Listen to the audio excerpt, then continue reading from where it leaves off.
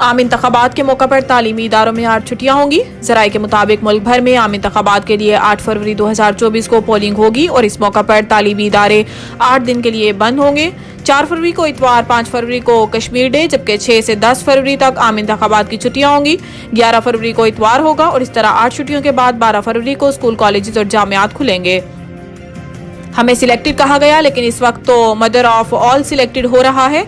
Adiala jail में cipher case की समाअत के बाद इमरान खान ने मीडिया नुमाइंदों से गैर रस्मी गुफ्तगू करते हुए कहा है कि हमें 3.5 साल सिलेक्टेड कहा गया, लेकिन जिस तरह नवाज शरीफ को लाया गया यहाँ तो अब मदर ऑफ ऑल सिलेक्टेड हो रहा है। मुल्क की तारीख में ऐसी सिलेक्शन कभी नहीं हुई। एक सर्टिफाइड मनी लॉन्ड्रर के तमाम केसेस खत्म कर दिए गए। इन्होंने कहा है कि निगरान हुकूमत और इलेक्शन कमीशन भी इस मुजरिम की मदद कर रहे हैं। CCPO लाहौर तो सर्टिफाइड मुजरिम को सल्यूट मार रहा है। ये हमें गुलाम बना रहे हैं। सारी पार्टी को कहता हूँ इतवार को बाहर निकले। इनका कहना था कि जमहूरियत का मतलब गुलामी, नामंजूरी और आज़ादी है।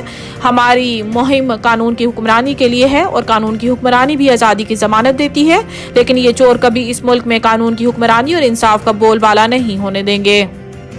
फैजाबाद धरना तहकीकाती कमीशन को मजीद वक्त मिल गया। सुप्रीम कोर्ट में फैजाबाद धरने के मुहर्रकात जानने के लिए कायम कमीशन की मुद्दत बढ़ाने से मुतल्लिक केस की समाअत हुई।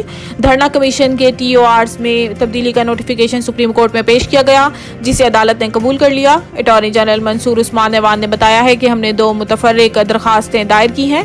कमीशन को मजीद 1 माह की तौसीह दी गई है। अदालती इस्तफसार पर जवाब दिया कि कमीशन 14 फरवरी को अपना काम मुकम्मल कर लेगा।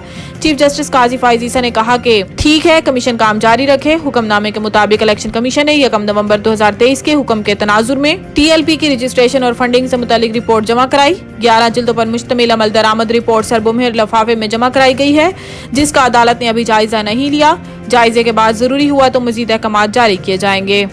बैरूनी फाइनेंसिंग में ताखीर पर पाकिस्तान को दोस्त ममालिक की मदद दरकार होगी। IMF ने कहा है कि पाकिस्तान को अगले 3 साल में 71 अरब 88 करोड़ डॉलर की बैरूनी फाइनेंसिंग दरकार है। बैरूनी फंडिंग में शॉर्टफॉल या सुस्त रवी की सूरत में हुकूमत को महंगे मुकामी कर्जों पर इन्हिसार करना पड़ेगा। सिर्फ रवा माली साल 24 अरब 96 करोड़ डॉलर की बैरूनी फंडिंग दरकार है। आलमी मालियाती इदारे ने कहा है कि 2025 में 22 अरब 24 करोड़ डॉलर, 2026 में 24 करोड़ 67 लाख डॉलर की जरूरत है। पाकिस्तान के जिम्मा कर्जों का हुजम गैर पायदार और बैरूनी खतरात ज्यादा हैं। चैलेंज से निपटने के लिए आलमी मालियाती इदारे और मुख्तलिफ ममालिक से भारी फाइनेंसिंग दरकार होगी।